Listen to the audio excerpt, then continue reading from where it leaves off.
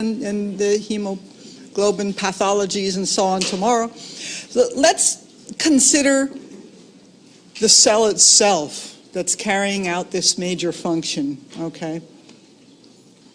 So here's the session objectives. What we're going to do really is think about what do these blood cells look like and why. What is their life cycle? How are they developed? What do they do? And how do they get taken out? All right, so their whole chain of events, so to speak. So this is pretty much something you all probably know. Red blood cells, RBCs, also called erythrocytes. Here's a truism of histology and probably of science in general, is you're going to just have to get used to hearing a couple of different terms for the same thing. 2, sometimes 3 different terms. I generally will try to pick one term and stick to it, but be aware that you're going to probably see other terms out there in the literature. So RBCs, erythrocytes, sometimes you'll even hear them called normoblasts. Drive you crazy, right? All right. So what do these things do? RBCs, their major function, of course, is to deliver oxygen throughout all the tissues, in from the lungs, throughout the body, delivering oxygen so that you can function. One of the things that's really important to remember about these RBCs is that they're flexible, all right?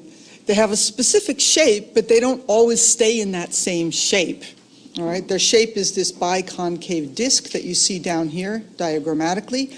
But look at this little capillary, all right?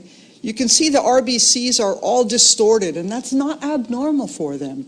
In fact, when they go through the smallest capillaries, some of which are only 7 or 8 micrometers in diameter, the cells have to line up in single file and squeeze through that, all right? So it's kind of an interesting thing. And of course, as Dr. Szabó already discussed, they do this using hemoglobin, and I'm not going to really talk about hemoglobin much at all. Other than to just say that when the heme and iron are bound and oxygen is there, it accounts for the red color, and that's if you've ever seen anyone in the hospital with that little thing on their finger, it's a colorimetric assay, and that's how they look at the oxygen pressure. So oxygen saturation, I should say. Okay, so erythrocytes also can transport CO2, as was just being discussed. However, most of the way CO2, about 85%, is transported in the blood plasma as bicarbonate. All right. So here's that same picture blown up. So the erythrocytes, or RBCs, use diffusion through their own plasma membranes. Remember, we talked about the plasma membrane yesterday. Some things can get through that membrane very easily. Gas diffusion is one of them. And that process is actually, the process of the oxygen release is actually facilitated as they squeeze through and change shape, believe it or not, through these tiny little capillaries.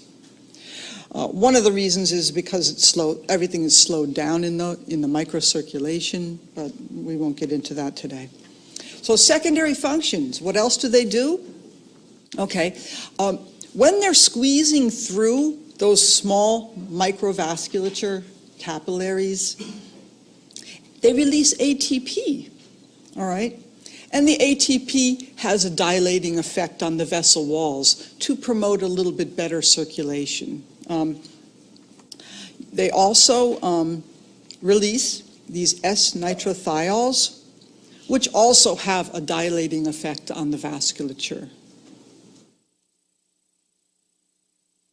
So what do these things look like? The general thought is that they are about 6 to 8 micrometers in diameter. We usually tend to think of them as 7 microns, all right? But there's going to be a slight range, all right? What's significant about that? In histology, the RBC is your instant size assessment. Wherever you see red blood cells, you can always tell what's the scale of what I'm looking at. So this will be a really useful tool as you go through the year. You'll see a picture on an exam, and you'll wonder, is this, what's at the approximate mag of this? And if you can find a red blood cell, you have an instant scale. It's like having an instant scale bar wherever you go. So that's kind of cool. All right. As I said before, the plasma membrane, all right, has a superstructure underneath it that helps it maintain that biconcave disc shape, all right? How does it do that? We'll talk about that in a couple of minutes, but mostly by the cytoskeleton. Remember we talked about the cytoskeleton yesterday? And in this case, the cytoskeleton is localized mainly right underneath the plasma membrane, and it helps it maintain that biconcave disc shape. Although, of course, you realize that it's not a rigid shape because this is a very flexible cell. Okay. So mature RBCs lack a nucleus, and they lack many of the organelles that we discussed yesterday. Really just mitochondria, that membrane-associated cytoskeleton that I just mentioned, maybe some residual ribosomes when they're first released, but those eventually go away too, all right?